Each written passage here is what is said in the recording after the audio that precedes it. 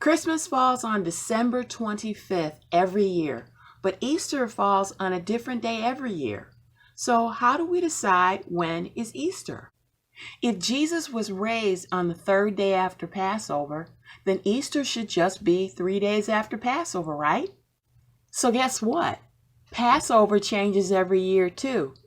So how does this happen? When is Easter? Well, we're going to find out right now. Hi, my name is Gay O'Neill, and this is Jesus Stories, where we find out about heroes of the Christian faith, because so much of who we are is because of who they were. The Jewish calendar that is used to date Passover is a lunar calendar, and it's based on the phases of the moon. So each month is only 29.5 days. And if you notice, 29.5 times 12 is only 354. So a lunar calendar is actually 11 days shorter than calendars that are based on the sun. If you're familiar with the Muslim holiday of Ramadan, you may have noticed that Ramadan is celebrated at different times of the year. That is because the Muslim calendar also adheres to a lunar format. This year, Ramadan will start on August 9th. Next year, it will start on July 30th. Passover starts on March 27th this year. Sticking with the lunar calendar format, next year Passover should start on March 16th. And the following year after that, Passover would start on March 5th. However, in Exodus 13, God said to Moses, "Today, in the month of Aviv, you are leaving." And he instructed his people to celebrate the Passover in the month of Aviv from that time forward. During a Jewish leap year, the calendar doesn't end with the month of Adar.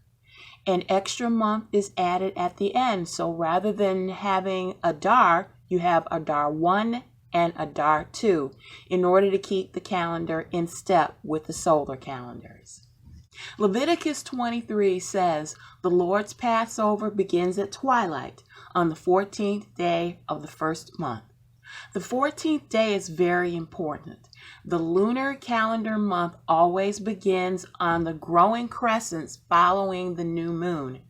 Having Passover happen on the 14th day ensures that Passover will always be on a full moon. So, to recap, Passover, full moon in Aviv, or spring, which makes Easter pretty easy. Third day after Passover, right? Not so fast. While many early Christian communities did date Easter based on Passover, quite frankly, not everybody wanted to do that.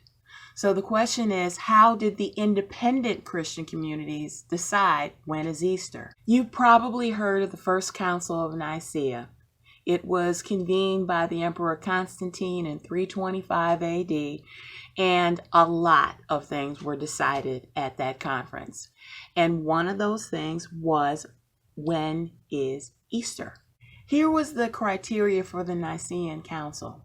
Rather than a specific day that could fall on any day of the week, the council decided that Easter would be held on a Sunday because that's when Jesus rose.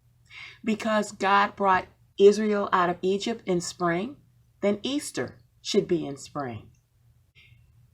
And because the moon was full when Jesus rose, Easter should fall on a full moon as well. The Nicene Council's agreement on the date for Easter was not widely accepted for several centuries, but today most Western Christians celebrate Easter on the first Sunday following the first full moon following the vernal equinox, the first Sunday after the first full moon of spring. Thanks so much for watching Jesus Stories. This channel is all about church history and about heroes of the faith.